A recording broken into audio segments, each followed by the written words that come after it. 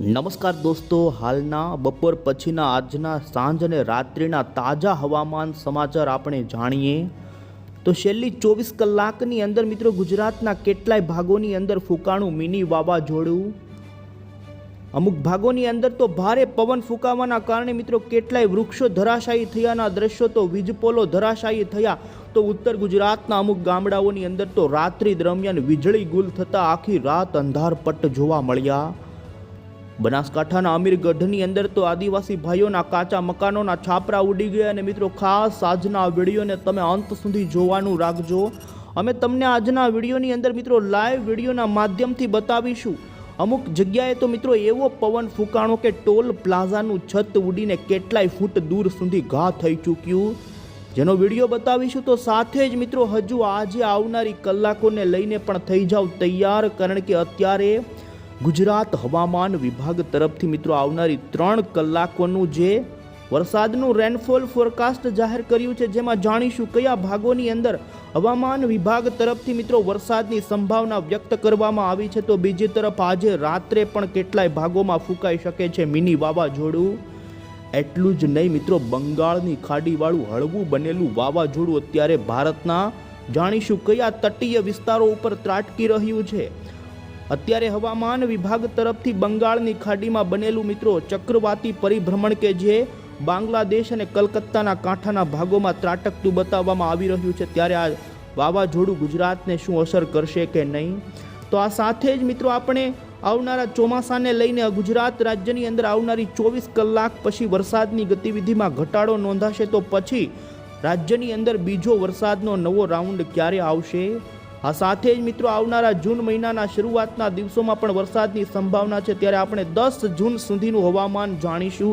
આ તમામ અપડેટ જાણીશું. આ ખાસ વિડીયોને અંત સુધી જોવાનું રાખજો. અને અમારી આ ચેનલને મિત્રો તમે નવા છો તો ગુજરાત ક્લાઇમેટ યુટ્યુબ ચેનલને સબસ્ક્રાઇબ કરી દેજો. સૌથી પહેલાં તો અત્યારના સેટેલાઇટ પિક્ચર ઉપર અમે તમને નજર કરાવીએ તો તમે જોઈ શકો છો મિત્રો, અત્યારે ખાસ કરીને બંગાળની ખાડીમાં જોવા મળી રહેલી ડિપ્રેશનથી પણ અત્યારે મજબૂત થઈ રહેલી હોય એવી ડીપ ડિપ્રેશનવાળી વરસાદી સિસ્ટમ બંગાળની ખાડીમાં ભારે તોફાની સાથેનો આપી રહ્યો છે કડાકા ભડાકા સાથેનો વરસાદ.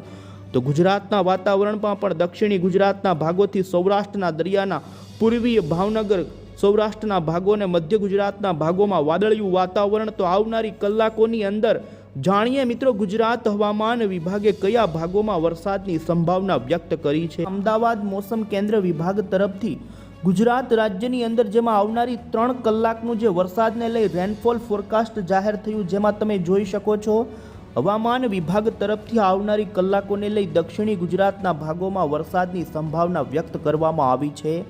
જોકે મોડી સાંજ રાત્રિ દરમિયાન પણ વરસાદની ગતિવિધિ જોવા મળશે અન્ય વિસ્તારોમાં, પરંતુ અત્યારે તમે જોઈ શકો છો મિત્રો ખાસ કરીને વલસાડ, નવસારી, આ સાથે ડાંગ અને તાપીના ભાગોમાં તો અતિ ભારે વરસાદનું ઓરેન્જ એલર્ટ આપવામાં આવેલું છે. બાકીના જે દક્ષિણ ગુજરાતના સુરત, નવસારી, ભરૂચથી લઈ મધ્ય ગુજરાતના વડોદરા, આણંદ, આ સાથે જ દાહોદ, પંચમહાલ, છોટાઉદેપુર, નર્મદા લાગુના વિસ્તારોમાં ભારે વરસાદ આવનારી કલાકોને લઈ યલો એલર્ટનું સિગ્નલ હવામાન વિભાગે જાહેર કર્યું છે. આ વરસાદ મિત્રો ભારે પવન સાથે તોફાની મિની વાવાઝોડાની જેમ ખાબકી શકે છે. અને જોઈ શકો અત્યારના લેટેસ્ટ આગાહીના નકશાની અંદર ગુજરાત હવામાન વિભાગ તરફથી ગુજરાતના સૌરાષ્ટ્ર, ઉત્તર ગુજરાત, મધ્ય ગુજરાત અને દક્ષિણી ગુજરાતના ભાગોમાં હળવાથી મધ્યમ પ્રકારની મેઘગર્જના સાથે 40 થી 50 કિલોમીટરની ઝડપના પવનો સાથેની વરસાદની ગતિવિધિ જોવા મળે તે પ્રમાણેની આગાહી કરવામાં આવી છે. ત્યારે વધુમાં મિત્રો ભારતીય હવામાન વિભાગની આગાહી જોઈએ તો તમે જોઈ શકો છો ગઈકાલે જે બંગાળની ખાડીની અંદર મોટી એક ચક્રવાતી પરિભ્રમણ ઘૂમતું હતું કે જે વેલમાર્ક લો પ્રેશરમાં હતું, પરંતુ અત્યારની ભારતીય હવામાન વિભાગની લેટેસ્ટ આગાહીની અંદર બંગાળની ખાડીની અંદર જોવા મળેલું વેલમાર્ક લો પ્રેશર અત્યારે મજબૂત થઈને ડિપ્રેશનની કેટેગરી સુધી મજબૂત થઈ ચૂક્યું છે. આ સિસ્ટમ મિત્રો કલકત્તા અને બાંગ્લાદેશના કાંઠાના ભાગોમાં અત્યારે ત્રાટકી ચૂકી છે, અને જેનો ટ્રેક અહીં તમે જોઈ શકો છો IMD તરફથી બતાવવામાં આવ્યો છે. બંગાળની ખાડીના ભાગોથી આ સિસ્ટમ ખાસ કરીને કલકત્તાના કાંઠાના ભાગોમાં ત્રાટકીને આવનારી કલાકોમાં બાંગ્લાદેશના ભાગોમાં ઉત્તરી દિશા તરફ અત્યારે આ સિસ્ટમ ગતિ કરી રહી છે. ડિપ્રેશન હજુ પણ આવનારી કલાકોની અંદર ડીપ ડિપ્રેશનની કેટેગરી સુધી મજબૂત થાય તે પ્રમાણેની સંભાવના IMD તરફથી કરવામાં આવી છે. અને તમે જોઈ શકો પૂર્વી ભારતના ભાગોની અંદર આ જ ડિપ્રેશનના કારણે અત્યંત ભારે વરસાદનું રેડ એલર્ટ આપવામાં આવેલું છે. તો ઓડિશાના, પશ્ચિમ બંગાળના ભાગોમાં અતિ ભારે વરસાદના ઓરેન્જ એલર્ટ આપવામાં આવેલા છે. તો આપણા ગુજરાત રાજ્યની અંદર મિત્રો જોઈ શકો આવનારી કલાકોનું ભારતીય હવામાન વિભાગ તરફથી ભારે વરસાદનું યલો એલર્ટ આજે આપવામાં આવેલું છે. અને હવે પછી મિત્રો આપણે મોડલના આધારે જાણી લઈએ તો આવનારી કલાકોને લઈ, જેમાં સાંજથી લઈ રાત્રિ દરમિયાન રાજ્યના કયા ભાગોની અંદર જોવા મળી શકે છે તોફાની વરસાદ. મિત્રો આજે વરસાદની સંભાવના ગઈકાલની જેમ જ ઉત્તર ગુજરાત, એ લાગુના મધ્ય ગુજરાત અને દક્ષિણી ગુજરાતના જિલ્લામાં રહેશે.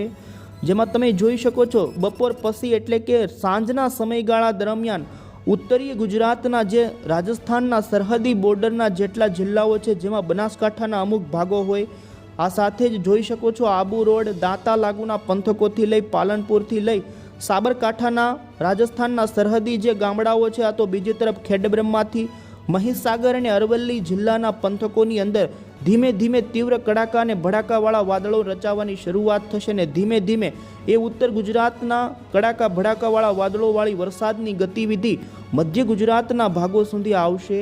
તો બીજી તરફ મધ્ય ગુજરાત અને દક્ષિણી ગુજરાતના જિલ્લાઓની અંદર મોડી સાંજ અને રાત્રિ સુધીની અંદર તમે જોઈ શકો છો મિત્રો, ખાસ કરીને જોવા જઈએ તો મધ્યપ્રદેશ અને દક્ષિણી ગુજરાતની અંદર મહારાષ્ટ્રના જે સરહદી પંથકના જિલ્લાઓ છે તે ભાગોની અંદર હળવા મધ્યમથી અમુક સીમિત વિસ્તારોની અંદર ભારે વરસાદની સંભાવના જોવા મળી રહી છે.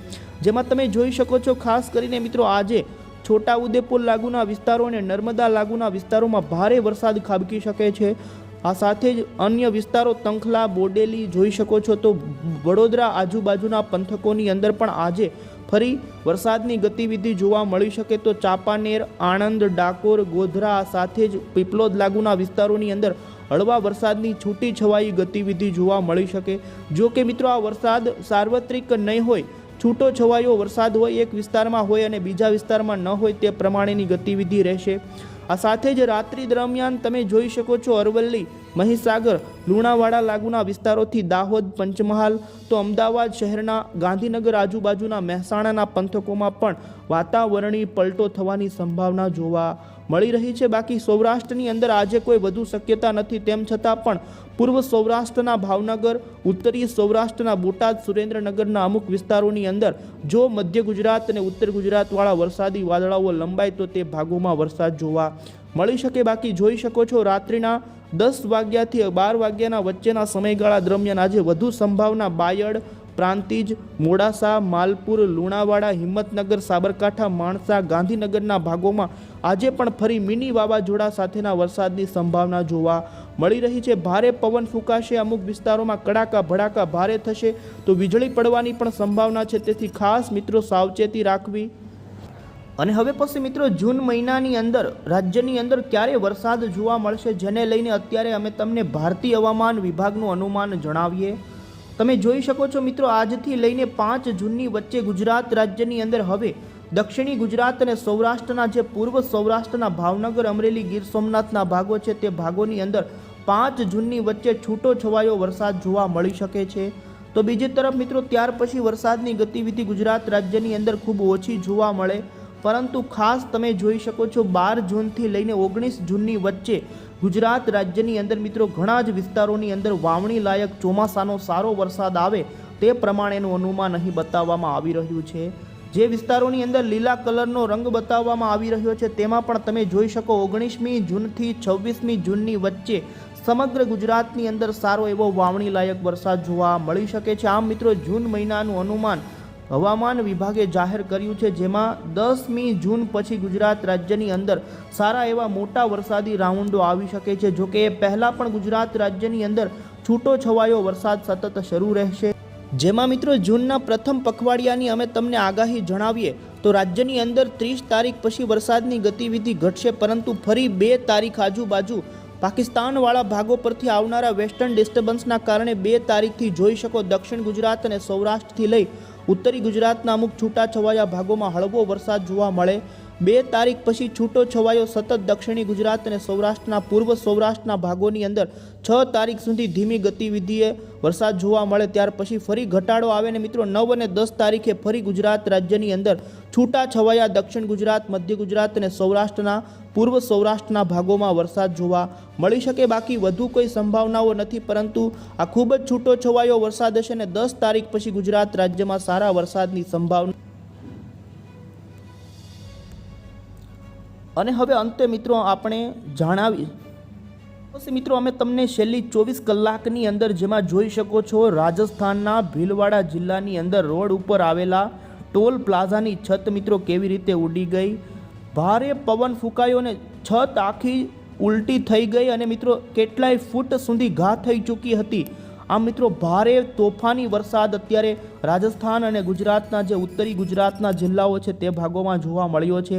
આજે પણ કેટલાય ભાગોમાં મિની વાવાઝોડાની જેમ પવન ફૂંકાઈ શકે છે. સાવચેત રહેવું, ખાસ વૃક્ષો ધરાશાયી થઈ શકે છે, વીજળી પડવાની સંભાવના છે. આથી ગુજરાતના